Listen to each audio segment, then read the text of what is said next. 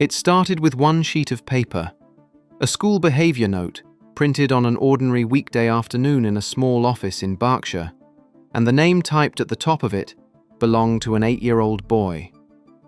Nobody outside that office was ever meant to read it. One page, a date, a time, a line for the member of staff on duty, and a short paragraph describing what happened in a courtyard between 2 lessons. One child is named in that paragraph. One child is not. And the child who is named is the one who was protecting his sister. His name is Louis, the youngest of the 3. The one you know from the balcony, the one who pulls faces at the cameras while the adults around him hold their smiles in place. 2 hours after that note came out of the printer, his father drove through the gates of that school with no press officer, no schedule, and no warning to anybody inside. And the people who watched him walk back out again, past the parked cars and the parents waiting at pickup, have been careful ever since about how they describe what they saw on his face. If you want the whole of this, and I mean the part the palace has never addressed, and the part that made grown men in that building, go quiet, hit subscribe and turn the bell on now, because this one moves fast, and the last 5 minutes are where it lands. Quick word before we go further. I'm Harold. I spend my time going through everything that moves around this family. The filings, the official records, the stories that got buried before anybody finished asking questions, and what you're about to hear is me putting the pieces together the way I read them. Stay with me to the end, because that last page is where this whole thing lands. By the end of this, you will know what was written on that note, who wanted an 8-year-old to put his name to an apology for it, and why a 44-year-old man stopped at an iron gate in Berkshire and could not make himself walk through it. I'm going to hold that last part back until we get there, because if I hand it to you now, it is a man standing still in a car park, and you will not understand why it matters. Let me put you at the gates first. Lambrook sits in the countryside near Winkfield Row, behind brick and iron and a lot of trees. The drive up to it does not look like a place that generates news. Playing fields, a chapel, an old house with newer buildings grafted onto the back of it, about 600 children between the ages of 3 and 13, and a fee list that keeps the intake narrow. Kensington Palace announced in the summer of 2022 that all 3 of the Wales children would start there together that September, and the reason given at the time was the reason any parent gives. Quick note before we continue, everything I dig up that doesn't make it into these videos I put into a free weekly letter. Join more than 10,000 royal insiders at crownletter.com. The link is in the pinned comment below. If you're watching on your TV, just point your phone at the QR code on screen. 1 school run, 1 set of gates, 3 children in the same place, so that the family could function like a family instead of a diary. William and Catherine chose that school themselves, the 2 of them, sitting in a room with a list, and they chose it for one thing above everything else: cover. Those walls were supposed to buy their children a few years of ordinary life before the machine got hold of them. Inside the gates, George got to be a boy who was good at football. Charlotte got to be a girl who wanted the lead in the school play. Louis got to be the small one with the loud laugh who could not sit still for a photograph. That was the deal William made with himself. His children get a childhood first and the crown second. Think about how strange that deal is when you say it out loud. A father has to negotiate for his own children to be treated as children, and he has to negotiate it against an institution that his family runs. That tells you everything about the thing he grew up inside, because his mother tried the same deal. Diana did the school runs herself. She stood in the queue at the gates at Wetherby with the other mothers. She went to the sports days. She took her boys to burger places and to the cinema and to the swimming baths, and she did all of it against advice, because the advice she kept getting from men in offices was that this was not how it was done. She wanted her sons to know what a normal Tuesday felt like. She got a few years of that. Then the machine took the rest. The crown does not come off at the school gate. The photographs of those 3 in their little green blazers on the first day of term look like every other first day picture in the country. They are not. The pressure walks in behind those children. It sits in the classroom with them. And it is in the way certain older boys learn very early exactly how much a royal child is allowed to do about anything. That last part is what this whole story turns on, so hold on to it. A royal child is not allowed to fight back.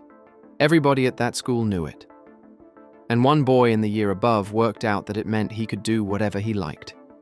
Go back to the summer term, to the last few weeks of a school year that was already loaded for all three of them. George was finishing. Kensington Palace confirmed this year that he moves on in September and follows his father and his uncle to Eton, which made that summer term the last one the three of them would ever have inside the same set of gates. Charlotte knew it. Lewis knew it. The older brother, the buffer, the one who stood between them and everything else in that courtyard for 4 years, was leaving. Charlotte felt it first, and Charlotte is where this story starts hurting. She is 11 now. Hold that number for a second, because the coverage keeps forgetting it. 11 years old, and the way this country talks about her would flatten most adults. The commentators call her the anchor of her generation. They run pieces on her posture at state occasions, her hand on her brother's shoulder at a funeral, the way she remembers where to stand without being told twice. All of that gets written about a child whose bedroom wall is still covered in things she made at school. Charlotte reads none of it, and she does not have to. Children absorb what a room expects from them, and the room has expected the same thing from her since she was 6. Be steady. Be the one who does not cause a problem. Look after your brothers. Do not let anything show.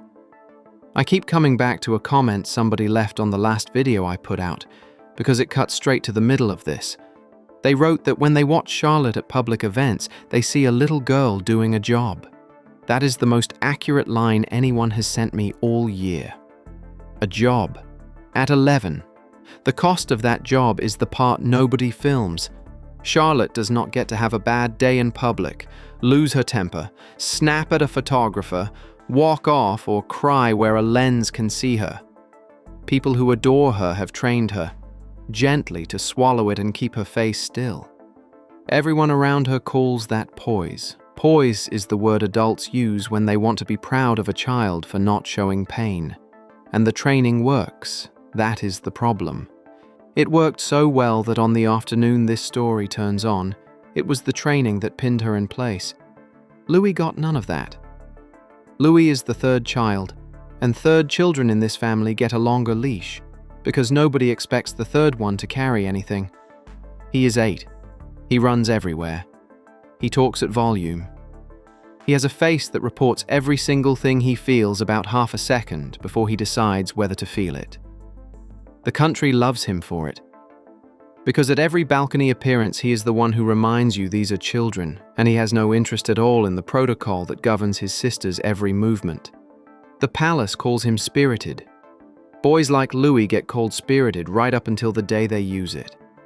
The coverage keeps missing the part of him that counts because it plays him as comic relief. Louis is loyal. Watch any footage of him with Charlotte and you will see it. The way he looks at her when he is not sure what to do next. The way he checks where she is standing before he moves. She has been his instruction manual for as long as he has been able to walk. He adores her.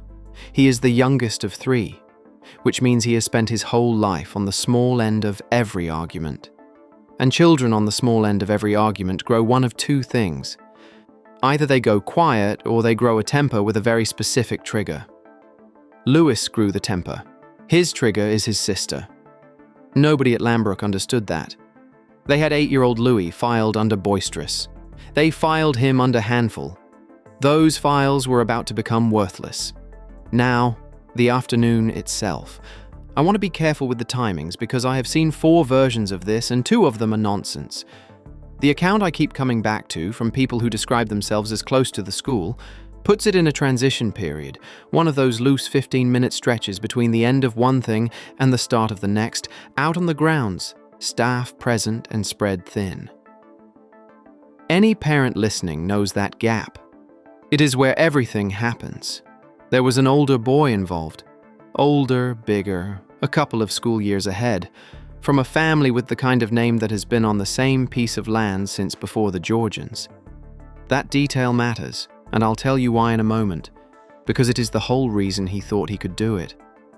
Sources describing that afternoon are consistent on one point. He went looking for her. This had a shape to it, and the shape was deliberate. He got Charlotte on her own, in a corner of the courtyard where the sightlines are bad, and he started on her. Nothing loud enough to carry across the grass to a member of staff. The quiet kind, close in. The kind that any of you who were bullied at school will remember with your whole body. He stood too close. He blocked the way past. And he talked. According to the account I have, he went after her family. 11-year-olds usually reach for schoolwork or clothes or friends. He reached past all of that and went for her grandmother. He said something about Diana. I do not know the exact words, and I am not going to invent them for you. My understanding is that he repeated something he had heard at home from adults about the woman whose photograph sits in that girl's house, and he said it to her face with a smile on, because he had worked out that saying it to her face carried no cost. Understand what he was banking on. A girl who is not allowed to answer back. Every child in that school knows which of them is different, and which of them can never make a scene.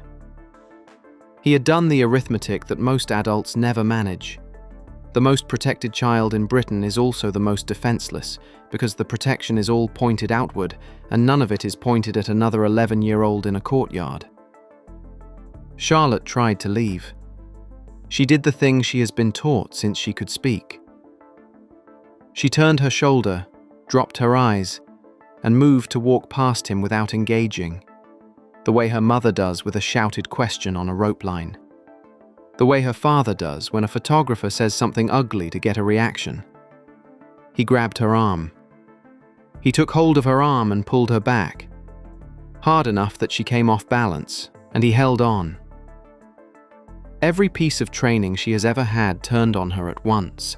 She stood there with a boy's hand around her arm and went completely still, and her eyes filled up, and she fought with everything she had to keep her face from moving, because somewhere in the back of an 11-year-old's head sat the rule that has governed this family for 100 years. Do not make a scene, not here, not with people watching. Sit in that for a second before we get to what happened next, because this is the image the palace spent the following fortnight making sure you would never picture. A girl who will one day stand on a balcony in front of the whole country, held by the arm in a school courtyard, crying, saying nothing. Because saying something was against the rules. She was still holding it in when it happened. Louis was about 25 meters away, across the courtyard, and Louis was watching. An 8-year-old does not process a scene the way you and I do. The family's reputation and tomorrow's papers weigh nothing at that age. He saw his big sister with somebody's hand on her, frozen, with her face doing the thing that faces do right before they break. The protocol did not slow him down for 1 second, because the protocol has never gone into him the way it went into Charlotte. He does not have his sister's breaks. He is 8 years old, and the entire British constitutional settlement weighed precisely nothing against the sight of somebody hurting her. He ran. Witnesses talk about how fast it happened. No shout first, no build-up, no looking around for an adult. He went straight across the open ground at a dead sprint, and he did not stop at the edge of it. He went through the gap and put himself between them, and he shoved the older boy in the chest with both hands hard enough to move him back a step. Then he shouted one line, and it went across that courtyard like a bang. Don't touch my sister. Everything stopped. That is the detail every version of this agrees on. A courtyard with a couple of hundred children in it went silent in about a second and a half, and the silence held because nobody there had ever heard that voice come out of that boy. Louis did not step back afterwards. He stayed where he was, small, planted, in front of his sister, fists closed, face red, chin up at a boy 2 years older and a head taller, waiting to see whether it was going to continue. 8 years old. Daring him. The older boy backed off. Of course he did. Bullies work on arithmetic, and the arithmetic had changed.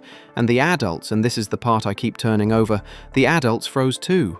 Staff came across the grass late, into a situation none of their training covered, because the child in the middle of it with his hands up was third in line to the throne. They hesitated.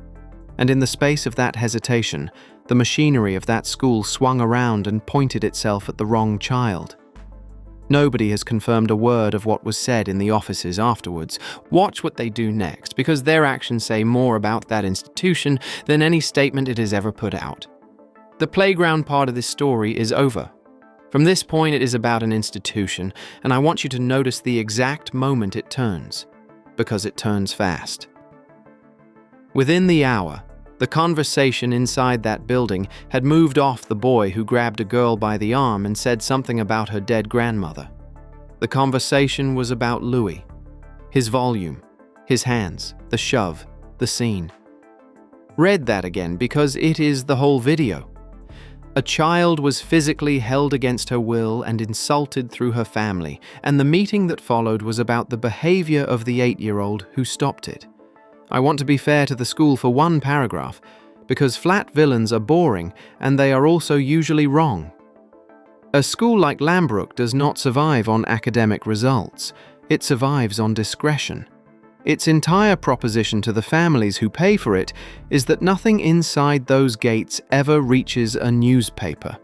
The leadership of that school knew, the second Louis shouted, that they were holding something that could blow up in their faces by the weekend. Understand their fear, and you understand their decision. One royal child. One boy from a family that has been endowing places like that for 200 years, the sort whose name is carved into the chapel. Discipline the older boy properly, and you make an enemy of half your governing body. Discipline the 8-year-old, and everybody stays comfortable, because his father, historically, does not make a fuss. Historically. Hold that word. The palace side made it worse, and the palace side is where this turns into something I genuinely think this family has never faced before. A liaison came in, which is the polite word for it. Somebody whose job is managing risk around the Wales children got involved that same afternoon, and that office landed where it always lands. Contain it. Make it small. Agree a line so that if anybody ever asks, the answer is boys being boys. Both sides at fault, dealt with internally. And the fastest route to that line was an apology from Louis. That was the plan. Sit an 8-year-old down and have him apologize for putting himself in front of his sister. I told you at the start that a piece of paper started this, and I am going to hold it back a little longer, because you need to know what was going on in a house in Windsor Great Park first. Show you the note now, and it is a boring bit of school admin. Show you it after this next part, and you will understand why a man went through those gates like the building was on fire.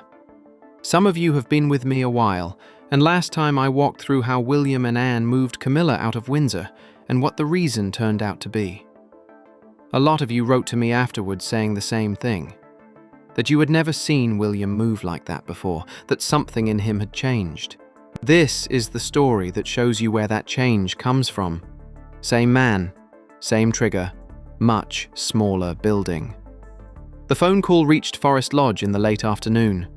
The family moved into Forest Lodge in Windsor Great Park last year. 8 bedrooms, no live-in staff. A house small enough for the 5 of them to be in the same rooms at the same time.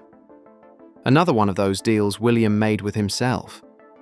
This job can take a great deal, and the evenings belong to the children. The call he took was sanitized to within an inch of its life. An incident on the grounds. A physical altercation involving Louis. Both children spoken to. Some concern about his conduct. The school would appreciate the family's support in resolving it, and a short apology from Louis would allow everybody to move forward. Every clause in that call was built to produce one reaction, and the men making it were confident of getting it, because they have been getting it out of this family for 70 years. The dutiful embarrassment. The wince. The yes, of course. Thank you for handling it. I'll speak to him. They expected the Prince of Wales. They got a father.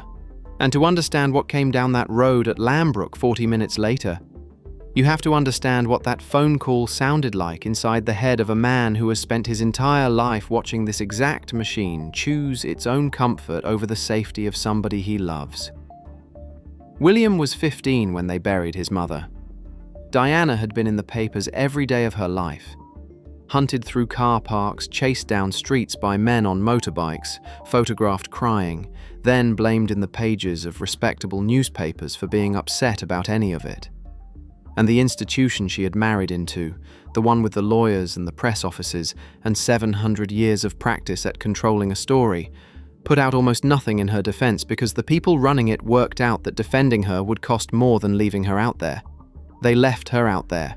A 13-year-old and a 15-year-old at boarding school watched them leave her out there with the papers on the table in the common room every single morning. That is the childhood William had. And on the 6th of September 1997, at 15 years and 2 months old, he came out of St. James's Palace behind his mother's coffin, in a dark suit, with his head down, and he walked the length of the mall and beyond it while more than 1 million people stood on the pavement and watched him do it. He said nothing. He could not. Every step of that walk, he had to keep his face still. 20 years later, he talked about it, in the documentary he and his brother made about their mother for the anniversary in 2017, and he said that walk was one of the hardest things he has ever done. He described the noise and people crying at him from 4 deep on the curb, and the strangeness of grief coming at you from strangers when you are not allowed to show your own. 15 years old, and the only thing anybody let him do for his mother was walk behind her in silence. I want you to keep that boy in your head for the rest of this video, because he is standing right behind everything that happens next. William put the phone down and went straight to the car. No advance call to the school, no press officer drafting a form of words in the passenger seat, no note to the household about positioning. Protection went with him, and beyond that he took nobody.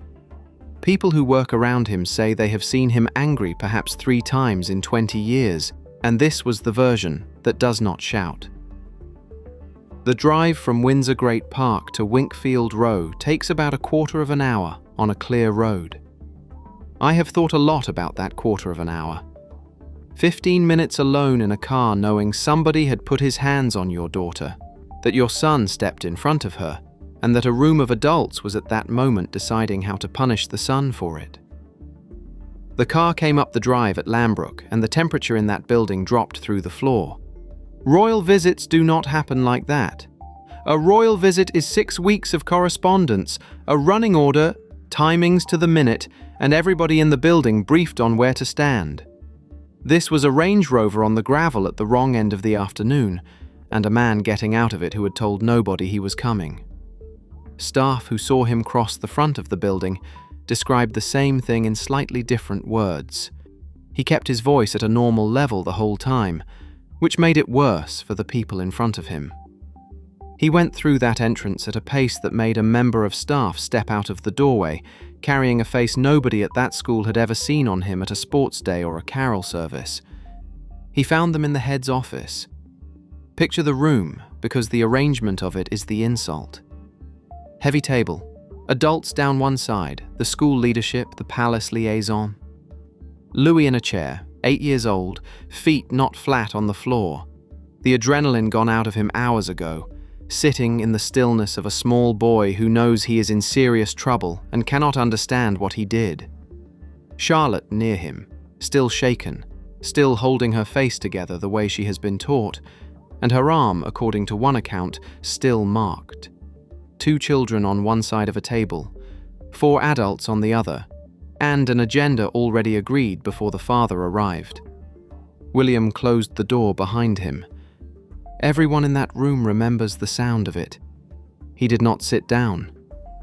That detail comes up in every version I have heard, and it tells you the most, because sitting at that table would have made him part of the meeting. He stood at the end of the room, let the silence run, and then the head made the mistake of starting where they had planned to start, with a phrase about an unfortunate loss of temper and the school's approach to physical conduct. William cut him off mid-sentence. And this is where I have to give you the paper, because the paper is what he had in front of him. Somewhere in that room sat the incident record. Every school in this country keeps one, a running log of anything that happens on the grounds involving a child, and it exists for a hard practical reason. If a family ever goes to a lawyer or a newspaper, that log is the school's defense, which means the way it gets written is never innocent. Adults write it knowing somebody hostile might read it out one day. The entry from that afternoon was 1 page. It recorded a physical incident during a transition period. It named one pupil. It described the shove, the raised voice, the disruption to other pupils in the courtyard, and it recommended a conversation with the family regarding conduct. The older boy appears in that entry as another pupil. No name, no description of his hands on her arm, nothing at all about what he said. And Charlotte, the girl who was held and insulted and who cried in front of 200 people, appears in the record of the incident that happened to her as a witness. That is the document. 1 page, and it rewrites the afternoon so completely that anybody reading it in 6 months would come away believing the third in line to the throne assaulted an older child unprovoked. They were building a record, and the record was the thing William was looking at when the head said the words, "loss of temper." He asked one question first, and he asked it quietly. He wanted to know how a member of staff on duty had allowed his 11-year-old daughter to be cornered and physically held on their grounds in the middle of the afternoon. Then he asked the second one, and the second one is the question that took the room apart. He wanted to know why the only child named on that page was the one who did their job for them. Nobody had an answer. There is no answer. 600 children in that school, and 4 adults in that room. And the only person who moved to protect Charlotte that afternoon was 8 years old and 3 feet 10. The head tried the line about consistency of standards. Every child treated the same. The rules apply to everybody. In another situation, that is a decent answer from a decent school, which is why they reached for it. William took it apart in 2 sentences because the rules had not applied to everybody. The older boy's name had come off the page. Then the man from the palace opened his mouth, and he made the worst error of his professional life. He raised the optics. He said the quiet part in the gentle managerial voice these men have used on this family since before William was born. A young prince shouting and pushing another pupil sits badly. The school has been good to the family. A short apology from Louis draws a line under it, and these things do have a way of reaching the press. Optics in front of the child. That word has a history in this family. They used it in offices exactly like that one about Diana while she was still alive to hear them do it. He said it while an 8-year-old sat 2 meters away in a chair with his feet off the floor, and he expected the father in the room to nod along, because that is the sequence. The palace man says optics, the royal says of course, and the child learns what he is worth. William turned around. The people who describe what happened next all reach for the same word, which is quiet. He told that room that he did not care about the optics, that he has spent his whole life inside an institution that cares about nothing else, that he has watched what it costs, and that he was not going to hand that bill to his children. Then he said the line that has gone around Windsor ever since. He did what a brother is supposed to do. I will not have him punished for it. No apology. He made that explicit. His son would not be apologizing that day or any other day for standing in front of his sister, and any note, letter, or record that suggested otherwise would be corrected before the end of the week or the family's relationship with that school was finished. Think about the size of that threat. 3 royal children on a school register is worth more to a private prep school than any endowment on earth. And every family on that waiting list is on it, partly because of who else walks through those gates. He was telling the governors through the head that he would pull all of it over 1 page of paper about an 8-year-old. And nobody in that room had a single thing to say back to him. He asked them to leave the room, his own children's school, and he asked the adults to step outside, and they went. And now I owe you the thing I held back at the start. The door closed on the last of them, and everything that man had been carrying into that building for the previous hour went out of him at once. Louis was still in the chair. He had heard all of it, the raised record, the optics, his own name being argued over by 4 adults, and he had spent that whole hour certain of one thing, that he had done something unforgivable and that his father was coming to tell him so. William crossed the room and got down on the floor in front of him. A grown man went down onto his knees on an office carpet so that his 8-year-old son could look at him without tipping his head back, and he took hold of him and he pulled him in and held on. Louis started crying then, the way children do when the danger has passed and they are finally allowed to. His father told him he was proud of him. He told him that he had done the right thing, that protecting his sister when she is frightened and cannot protect herself is the most important job he will ever have, and that nothing this family asks of him will ever come above it. He told him not to let anybody make him small about it, and that if it happened again tomorrow he should do exactly the same thing. He was crying while he said it. Louis has since told at least one adult that his dad was crying, which is how any of this reached me at all, because 8-year-olds do not keep secrets, and thank God for that. Then he turned to Charlotte, and this is the part I think about most. He wiped her face and he told her that she never has to stand there and take it, for the school, for the family, or for the country. He told his 11-year-old daughter, out loud, that the rule she has been absorbing since she was 6, the one about never making a scene, does not apply when somebody has hold of her arm, and that if the choice is ever between her dignity and the family's image, she is to choose herself and let him deal with the rest. 11 years old, and somebody finally told her she was allowed. He walked them out through the building himself, one child in each hand, past the offices, past the people who had spent the afternoon writing his son's name onto a page, out through the front and across the gravel towards the gate. And at the gate, he stopped. The heading on this video promised you tears outside a school gate, and I have made you wait a long time for them. And this is where they are. He got his children to the car, and he stopped at that iron gate with his back to the building, and his hand still on the top of it. And he stood there, and he could not go any further for a while. And he cried. Parents at pickup saw it. Staff at the windows saw it. And most of them assumed they were watching relief, a father coming down off a bad afternoon. I do not read it that way at all. Look at what he had spent that hour doing. He walked into an institution that was preparing to punish a child for protecting somebody, and he stopped it. He stood in front of the men who write the records and told them no. Every step of that hour, he was doing the thing a 15-year-old boy in a dark suit had never been allowed to do. The boy who walked behind that coffin had a whole country watching him and no way to say a single word. Think about what stood in front of William that day in 1997. He was 13 when the Panorama interview aired, and the whole country picked over his mother's marriage at breakfast. He was 15 when she died. And at the funeral, the one thing that boy was permitted to do for the woman who used to wait outside his school gates was to put on a dark suit, keep his head down, keep his face still, and walk. He has said himself, 20 years later, that it was one of the hardest things he has ever done. 15, and he could not defend her. He was a child inside a machine that told him the correct behavior was silence, and he obeyed it, because a 15-year-old obeys the adults in the room. Then he spent the next 29 years finding out what that silence cost.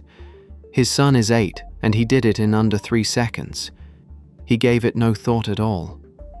Louis saw somebody he loved being hurt. He put his own body in the way, and he shouted the sentence that 15-year-old William never got to shout at anybody. Don't touch my sister.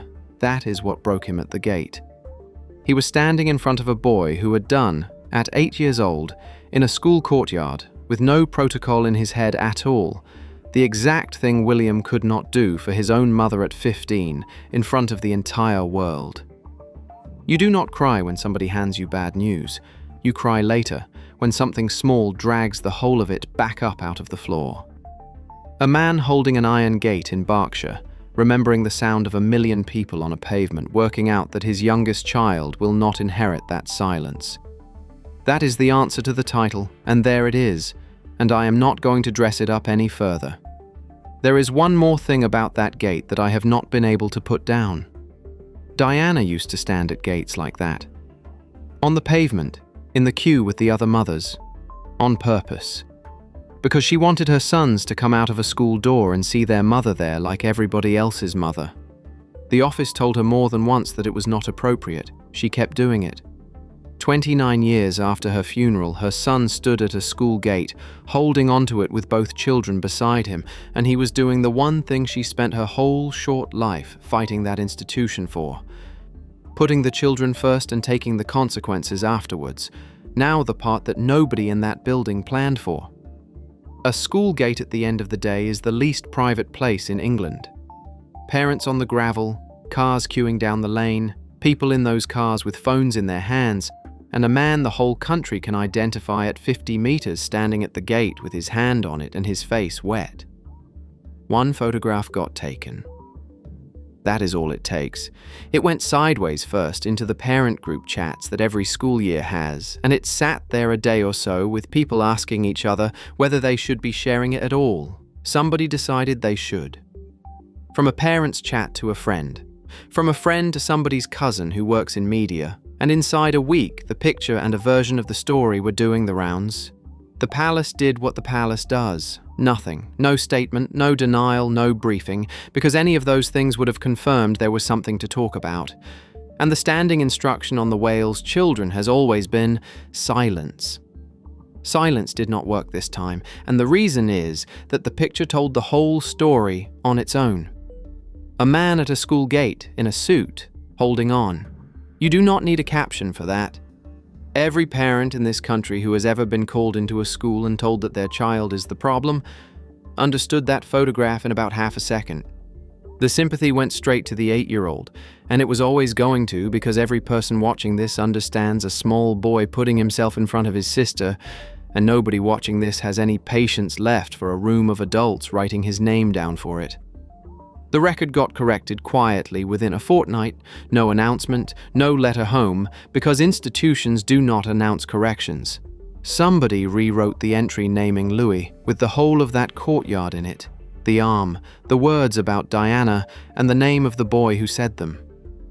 The school also changed how it staffs the loose 15 minutes between lessons, which tells you what they thought of their own supervision that afternoon. Nobody apologized to Louis. Somebody should have. The older boy's family got a letter. Everything after that letter has stayed inside 2 families and inside a school, and I am leaving it there. Because he is a child too, and I am not putting a child in a video for the sake of a bigger number at the end of the month. The men who took the real damage were the ones in the room. The liaison who said the word optics in front of an 8-year-old, and the people above him who thought a phone call about a short apology was a sensible way to handle a girl being grabbed by the arm. Diana had a name for those men. She called them the men in grey suits, and she meant the courtiers, the permanent staff, the ones still in the building when the monarchs change. She said they frightened her, and she said they were the ones who really ran it. 30 years on, same office, same instinct, same phone call, and this time it landed on somebody raised inside the consequences of it. They picked the wrong father. Look at what they were asking for. A signature from an 8-year-old on an apology he did not owe. Small housekeeping on the face of it, and underneath it the same lesson this family has taught its children for a century. The institution comes before the person. A scene is worse than an injury, and the correct response to being hurt is to stand still and say nothing. That lesson has a body count. Look at what it did to Margaret. Told what she could not have and left on the wrong side of it for the rest of her life. Look at what it did to Diana, told by everybody around her that the dignified thing was to smile through it. Look at what it did to 2 brothers who came out of that funeral holding each other up, and who now speak to each other through statements. The machine tells you that your duty to the crown outranks your duty to each other, and after 2 generations of that, the family is a set of separate departments that appear on the same balcony twice a year. William knows the whole of that history because he lived through the worst of it before he was old enough to shave. He is doing the opposite with his 3, and the opposite is what frightens the old guard at Windsor. He is raising them to close ranks around each other rather than around the institution. He backed the son who broke the rules and told the daughter who kept them that she is allowed to stop. He put himself between his children and the machine, which is more than any adult ever did for him. Charles and Camilla heard every detail of that afternoon within a day of it happening, and the message travelling up the road to Windsor had nothing to do with two children scuffling. The Prince of Wales will now stand in a room and take the family's own staff apart in front of his 8-year-old, and the old lever, the one you pull by asking how will this look, has stopped working on him. They spent 100 years building a machine that runs on that lever. Louis is not the balcony joke anymore. The country spent 7 years watching him wave and pull faces and steal the frame from 3 generations of monarchs, and everybody decided that was the whole of him. A boy who crossed 25 meters of courtyard at a dead run to stand in front of his sister will be a formidable adult, and the institution should start thinking now about a Prince Louis who has learned that his father backs him when he refuses to stand still. Charlotte will remember it longer than any of them. Somebody grabbed her, said the ugliest thing available about her grandmother, and the machine's first instinct was the paperwork. Her brother got in the way. Her father came through the door. She is 11, and she has now seen what it looks like when the people who love you refuse to let the rules eat you. Diana never got that. She got the smile and the statement, and the men in the grey suits telling her what was appropriate, right up until the last month of her life. Her son stood at a school gate in Berkshire and cried, because his 8-year-old boy did in 3 seconds what nobody would let a 15-year-old do for her, and because that account will never be settled now. Not ever, no matter how many times he gets it right for his own children. The men in grey suits wanted a piece of paper with a child's name on it. They walked out of that room with a father who has stopped being afraid of them, and they are going to be dealing with what they created in that office for the next 40 years. If this one hit you the way it hit me, hit that like button, because it genuinely decides whether stories like this reach anybody. Subscribe if you have not, turn the bell on, and I will see you in the next one, because there is more coming out of that side of the family this autumn. And tell me down in the comments. Was William right to go through those gates and stop it, or should a royal child be expected to stand there and take it for the sake of the institution? I read the comments on every video, and the good ones end up in the next one. I'm Harold. Thanks for watching. If you'd like more of this, I write a free letter every week. Join more than 10,000 royal insiders at crownletter.com. The link's in the pinned comment. If you're watching on your TV, just point your phone at the QR code on screen, and I'll see you there.